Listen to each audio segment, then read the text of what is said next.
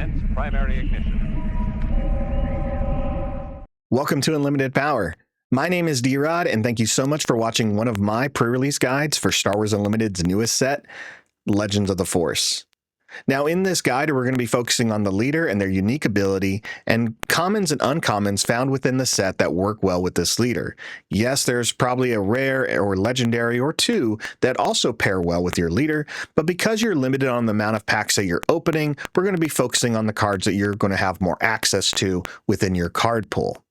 And don't forget to enter my Guess the Showcase giveaway that we're going to be running, where you can win a custom merch bundle that includes dice, tokens, and token holders.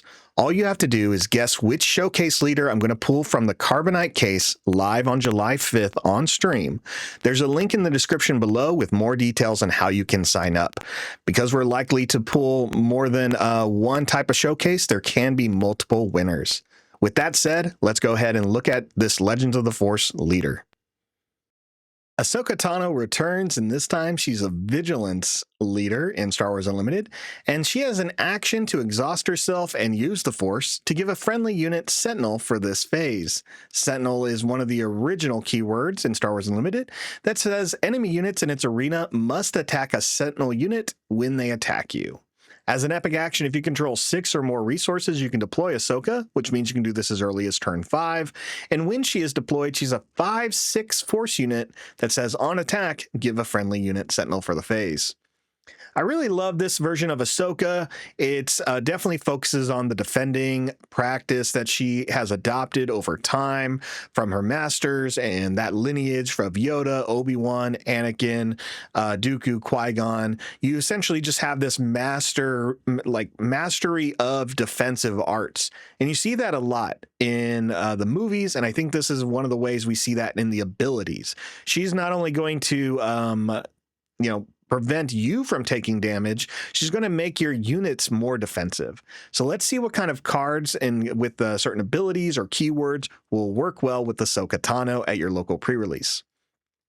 The first thing to look for are cards with when defeated abilities, like the Lothcat here. Lothcat says when played and when defeated, you may exhaust a ground unit.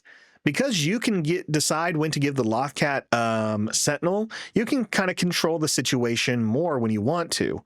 Whether you give its Sentinel or you give another unit Sentinel because your opponent doesn't have anything to exhaust after they attack. Either way, it gives you a little bit more options, and your opponent can see that they have to play a little bit more carefully around you. Or, abilities like Shielded. Shields that will prevent all the damage that you take in one instance. The Itinerant Warrior is a great choice to look at when you're playing a card like Ahsoka. You'll take no damage back, they lose the shield, and you can, again, give it Sentinel the next turn if you want to. Another thing to look at is cards with high amounts of health, and you'll find that a lot with these new creatures, especially in the command aspect. Here we see the Hyperspace Wayfarer, which is a 4/10.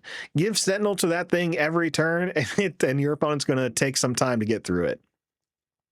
Now that we've looked at some of these key card abilities, let's start looking at this by aspect.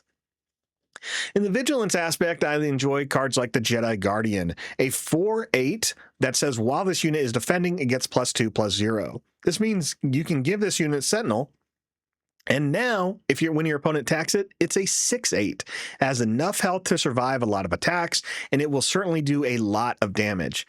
For a common, I'm really excited to see a card like this, and there's certainly some ways you can get this out a little bit quicker if you end up pairing it with cards like Command.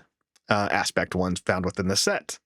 Another card is the Tauntaun, a 3-cost 3/3 that smells better on the outside than the inside, that says when defeated, you may give a shield token to a damaged non-vehicle unit. So you can, again, give this card Sentinel, then put a shield on something, next turn, give that shielded something Sentinel, or, they could be the same turn you deploy Ahsoka, where you can essentially give 2 units Sentinel.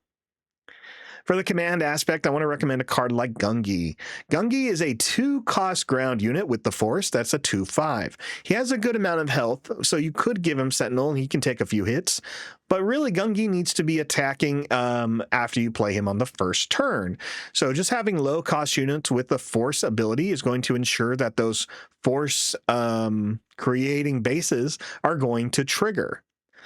And then you have the Daigoin Master, a 5-cost 5/5 that says when played and when defeated. When defeated being one of the key phrases here.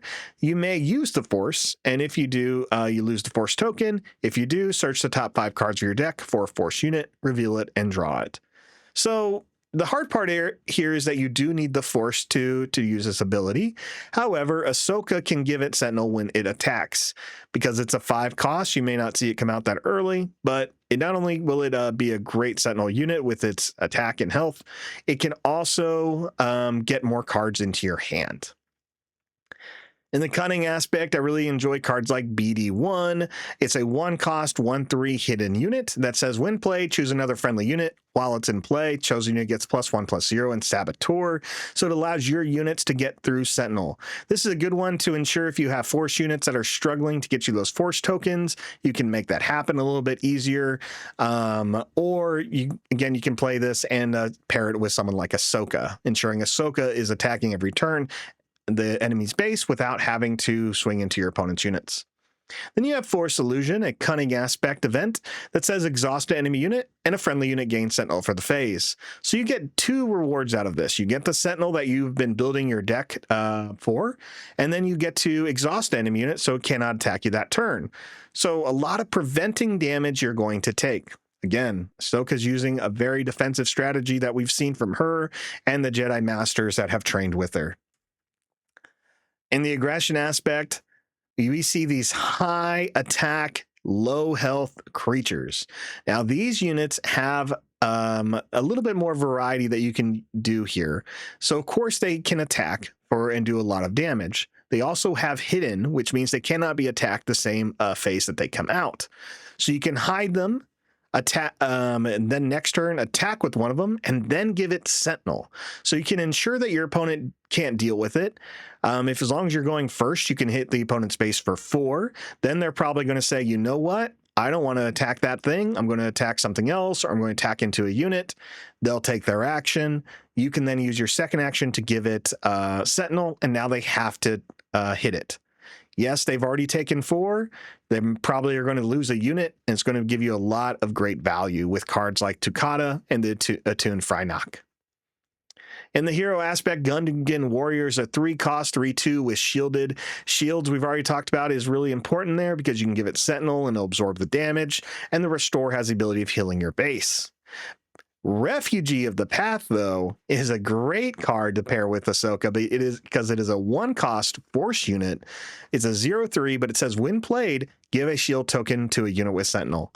Use Ahsoka's ability just to give a unit Sentinel for the turn, play Refugee of the Path, and now you have a shielded unit, for until it takes damage, which I think is great. Then you have cards like Curious Flock. That's a 1/1. 1-cost, 1/1. That says when played, you may pay up to 5 resources to put that many experience tokens on it, so you can make it as big as you want it and give it Sentinel, or sorry, as big as you can. And then you have the Ravening Gundark, which is just a 5-cost 5/4 that deals damage to a ground unit when played. There's a lot of different units here you can pair with Ahsoka. There's some great abilities. I think Sentinel allows you to not limit yourself with the aspects out there, like we've seen with some other leaders. It's definitely going to come down to the types of creatures you have. I'm really excited for Ahsoka. I think she's going to be really fun in your local pre-release. However, she may make your games go a little bit long, so be mindful of the time. So if you end up playing Ahsoka and pulling her, let me know how it goes for you. What were your bombs? What aspects did you play? Did you have fun? Thanks so much for watching this video. Good luck at your local pre-release, and may the Force be with you.